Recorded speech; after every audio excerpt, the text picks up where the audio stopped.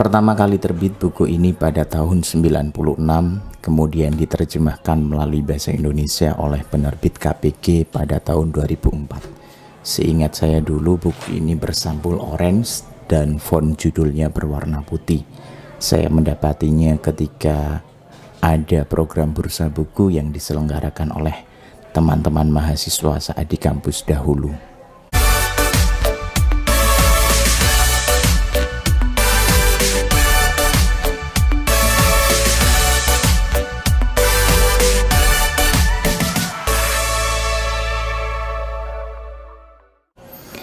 Buku ini menarik karena maraknya kabar bohong atau hoax yang beredar terutama di media sosial dalam beberapa belakangan tahun ini. Buku ini karangan dari Richard Brody, seorang pakar komputer dari Microsoft yang dikenal luas dengan reputasinya sebagai pencipta program Microsoft Word.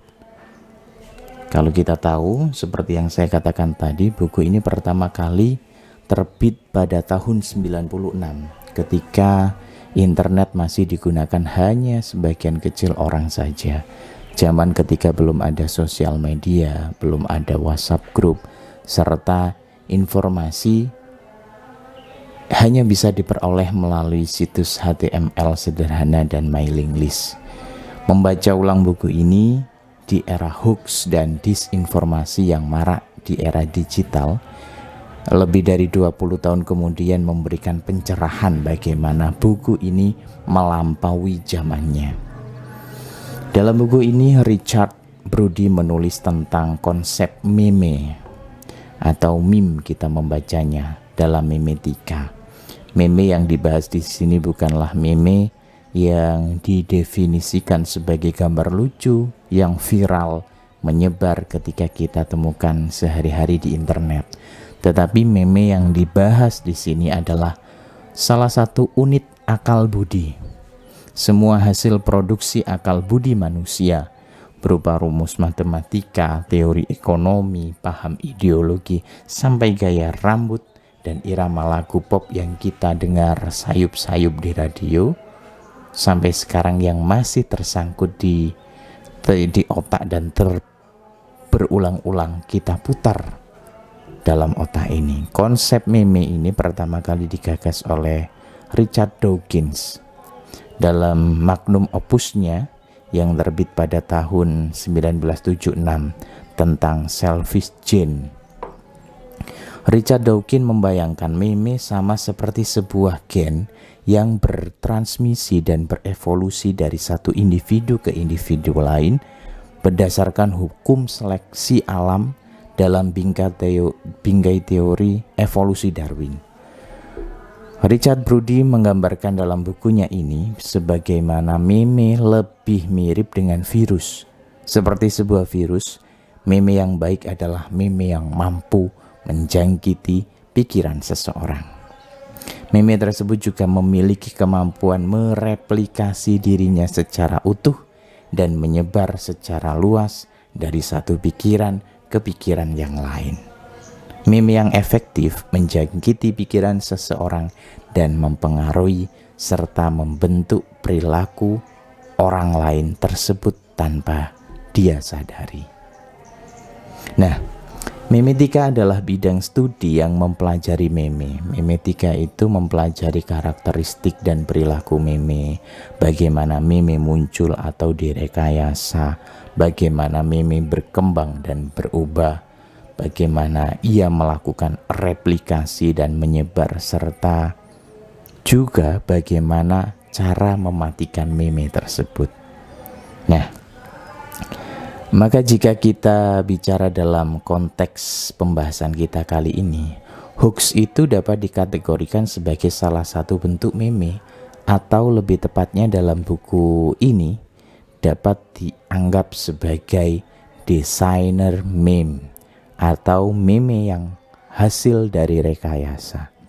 Seperti meme lainnya, hoax dapat menyebar dari satu individu ke individu lain, dan kita sudah melihat bagaimana berita hoax menyebar luas dalam satu masyarakat dengan membonceng media sosial. Richard Brody mengidentifikasi bagaimana meme menyebar dengan menggunakan cara atau kombinasi dari cara-cara sebagai berikut. Apa itu cara-caranya? Yang pertama adalah conditioning. Seorang pakar propaganda Nazi, Joseph Goebbels, pernah menulis bagaimana ketika sebuah hook dengan skala yang cukup besar, sekonyol apapun itu, jika disebarkan secara berulang-ulang, maka perlahan orang akan percaya melalui conditioning. Yang kedua, melalui kognitif disonan. Ketika seseorang mengalami ketidakkonsistenan antara keyakinan dan sikap yang mereka pegang dengan realitas serta fakta yang mereka temui, mereka mengalami apa yang dalam ilmu psikologi disebut sebagai disonansi kognitif. Disonansi kognitif itu menimbulkan kegelisahan psikologis di dalam diri mereka. Konsekuensinya ada dua. Yang pertama adalah mereka mengadopsi keyakinan dan sikap baru yang selaras dengan realitas dan fakta yang mereka temui. Atau yang kedua, mereka menemukan cara lain untuk mengatasi kegelisahan mereka, termasuk diantaranya dengan menemukan hoax dan mempercayainya. Sebagai contoh, dahulu tahun 2012 ada yang percaya bahwasanya bumi akan kiamat pada tanggal 21 Desember 2012. Ternyata faktanya bumi dan isinya baik-baik saja, dan pada tanggal 21 Desember tahun 2012 dan hari-hari setelahnya tidak ada masalah. Hoax kemudian diciptakan lagi. Itu karena ketaatan dan kesalehan sekte kami sehingga tidak jadi kiamat. Yang ketiga adalah Trojan Horse. Ini penyebaran yang paling klasik dan sederhana, yang juga sekaligus salah satu yang paling efektif. Jika ingin suatu hoax menyebar dengan cepat dan luas, bungkus dengan hal-hal yang memantik emosi sasaran hoax tersebut. Nah, itu emosi yang digunakan. Cara penyebarannya ini melalui sisi primitif kita. Secara naluriah, orang akan selalu responsif terhadap informasi atau berita atau hal-hal yang dapat memperbesar peluang bertahan hidup, berkembang biak, atau adanya bahaya dan ancaman. Ancam, tekan, atau kasih kesenangan-kesenangan. Ya bun, masih bikin video.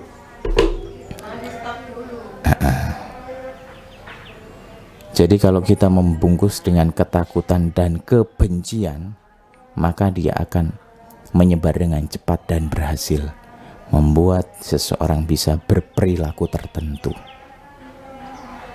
Contohnya di buku ini dicontohkan bahwasanya salah satu tujuannya adalah agar masyarakat Jerman memilih Hitler dan Nazi dalam pemilu. Maka hoax yang pertama yang diciptakan adalah orang-orang Yahudi itu rupanya diam-diam berkomplot untuk menguasai dunia. Hoax kedua diciptakan lagi. Apabila rencana orang-orang Yahudi tersebut berhasil, mereka akan menindas bangsa Jerman. Ditakut-takuti. Hoax ketiga disebarkan lagi. Maka satu-satunya cara adalah dengan melawan dan memusnahkan mereka. Dan hanya Hitler dan Nazi yang bisa memimpin kita dalam melaksanakan itu. Ayo pilih Hitler. Nah, seperti itu. Kita bisa merubahnya dengan jangan Hitler dan Nazi. Kita bisa mengubahnya dengan pilihan-pilihan kita saat pemilu. Biasanya itu sering terjadi hoax. Kemudian ada semburan dusta dan hoax terbaik. Selain dari tiga cara tadi, penyebaran hoax di atas, kita juga mengenal teknik semburan dusta. Semburan dusta ini dilakukan dengan cara memompa dan menyebarkan berbagai hoax dalam skala besar secara masif dan terus-menerus melalui berbagai saluran dan media. Peranan ini bisa kita lihat dilakukan oleh buzzer, baik buzzer yang berbayar atau buzzer sukarelawan. Nah, tujuannya jelas, yaitu agar orang mempercayai hoax itu. Seseorang yang disambut dengan semburan dusta secara terus-menerus akan menjadi orang yang berhalusinasi dan kehilangan kemampuan nalarnya untuk membedakan mana fakta, mana hoax. Mereka menjadi orang yang hidup dalam realitas pasca kebenaran, di mana realitas dalam pikiran mereka bukan lagi menjadi realitas yang objektif berdasarkan data dan fakta, tetapi realitas yang berdasarkan pada urusan selera dan keyakinan. Lalu apakah ada vaksinasi terhadap virus akal budi itu? Virus terhadap hoax itu? Tentunya ada, dan kalian bisa membacanya sendiri di buku Virus Akal Budi, Virus of the Mind. Kalau kalian ingin buku ini, bisa cek di Shopee, Ahmad Sobirin Obioso, atau juga di Facebook Ahmad Sobirin Obioso, atau di Instagram Warkop Buku. Kalian bisa mendapatkannya dengan harga yang murah, dengan buku yang original. Semoga stoknya masih ada. Terima kasih sudah melihat video ini, sudah melihat pembahasan ini. Tetap pantengin terus buku-buku yang diupload oleh Warkop Buku.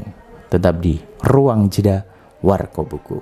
Assalamualaikum warahmatullahi wabarakatuh. Ini kaosnya, ya. Terima kasih.